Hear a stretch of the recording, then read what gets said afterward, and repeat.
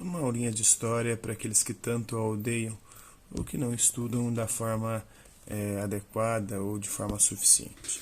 A Itália e a Alemanha foram os últimos dois grandes estados-nações europeias a fazerem suas unificações na Europa, coisa que Maquiavel já reivindicava desde o século XVI na Itália, pois, segundo ele, era a única forma de construir um país forte e soberano, capaz de lidar com as complexidades do mundo moderno. Por protelarem tanto um processo tão fundamental, perderam o bonde da colonização e do neocolonialismo. Portugal, primeiro se reunificar após a Revolução de Aves na Europa, e a Espanha, segunda, foram pioneiras nas grandes navegações e se tornaram as primeiras grandes potências de um mundo que começava a se globalizar. Por má administração das colônias na América e por não investir os vultuosos lucros com a exploração das novas terras em outras frentes de produção e receita, foram ultrapassados pela pirataria inglesa e o refinamento produtivo francês. Inglaterra e França usaram as receitas adquiridas através da exploração e usurpação de terras e riquezas portuguesas e espanholas para investir num novo processo produtivo, não mais refém da exclusividade da exploração de recursos naturais, apostando na inovação científica e na introdução das máquinas no processo produtivo da economia. O sucesso da manufatura e da maquinofatura foi tal que ambas assumiram um posto de maiores potências políticas e econômicas entre os séculos XVIII e XIX, mas não sem antes livrarem-se do piso do antigo regime absolutista com suas revoluções burguesas. Dominaram absolutas os séculos XVIII e XIX, mas, como diz o ditado, cochilou o cachimbo cai, né? Ambas começaram a ser ameaçadas pela crescente economia das recém-unificadas Alemanha e Itália.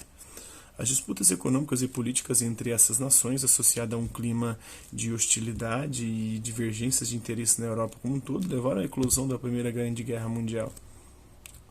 Itália, que antes da explosão da guerra em 1914 estava do lado da Alemanha, não entrou no conflito do lado da Tríplice Aliança com quem ela tinha feito os acordos, né?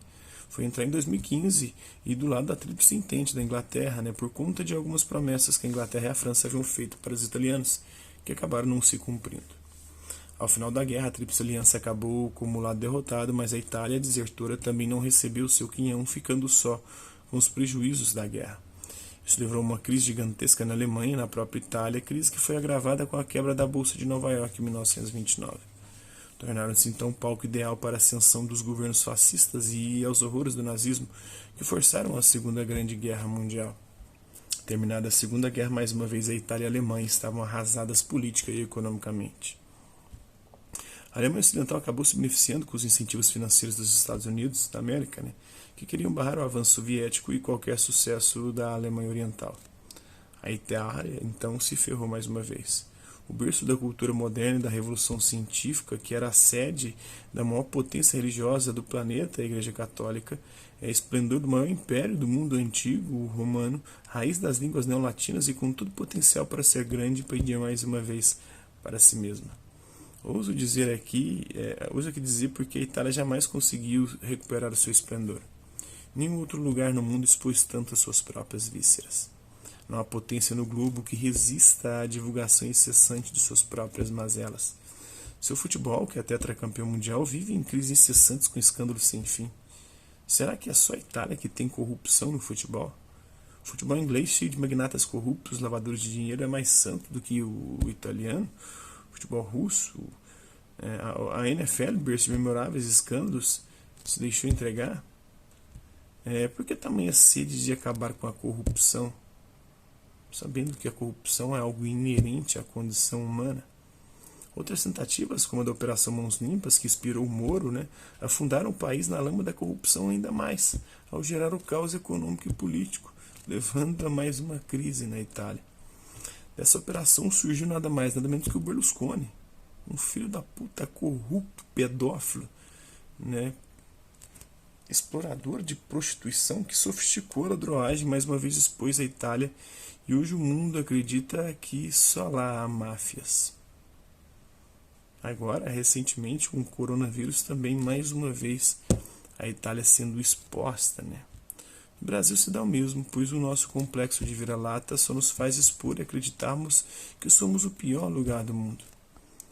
Já fomos a oitava, sétima economia mundial, temos recursos naturais em abundância, mão de obra cada vez mais qualificada e um mercado interno propício à expansão.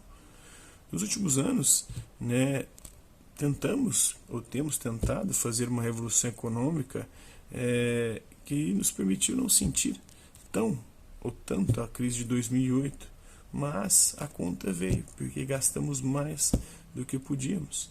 O Estado, como carro-chefe da economia, levou o próprio Estado à bancarrota. Das eleições de 2014 para cá é que as coisas degringolaram, mas muito por conta de uma imprensa complicada, de uma oposição oportunista, de um governo covarde, muito mais por conta disso do que por conta de nossa tendência natural para o buraco, de ser porque o Brasil não tem jeito. A mãos limpas do Moro vai enlamear todo o corpo do juiz. Já está lameando, já está enlameado, Assim como replicar a lama de Mariana, a lama de Brumadinho, para todo o Brasil. É a especialidade aí das privatizações tucanas. Ele não é o salvador da pátria, mas o sabotador. O Moro é o sabotador da pátria. Suas loucuras já passaram da conta e não há um só artigo constitucional da Carta Magna e dos Códigos Penais sobre a atuação de um juiz que ele não tenha infringido. Não se faz justiça à revelia da lei, e o que esse juizinho tem feito é um crime de lesa pátria. Talvez por estar mancomunado com os tucanos, agora com o Bolsonaro, mestres em entregar de bandeja para os gringos nossas maiores riquezas. Agora saiu que o Dragnol se reunia e combinava com os norte-americanos as etapas da Lava Jato. Ou será que o Moro é Deus? É o mais popular dos ministros de Bolsonaro. Quando iremos aprender que para sermos grandes, quanto menos nos expormos, melhor será? As pessoas acham que a melhor maneira de combater a corrupção é expondo-a. Não. A melhor maneira de combater a corrupção é punindo-a. Expondo-a de maneira espetaculosa. Isso, na verdade, contribui ou colabora contra o país, porque a nossa imagem lá fora fica queimada, os investidores não vêm, e aí já era. Os investidores gostam do parecer. O próprio Maquiavel falava sobre isso. É muito mais importante parecer do que ser. Então é melhor você parecer honesto do que ser honesto, porque se você for honesto o tempo inteiro, você vai se foder. É muito mais importante parecer ser um país confiável para investir do que ser de fato um país confiável para investir. Porque a questão dos investimentos é extremamente complexa. Às vezes tem um clima bastante interessante aqui, mas não parece que é interessante. O Brasil tem um mercado muito interessante, mas os investidores não vêm, porque nós só propagandeamos as nossas mazelas, as nossas misérias, os nossos absurdos.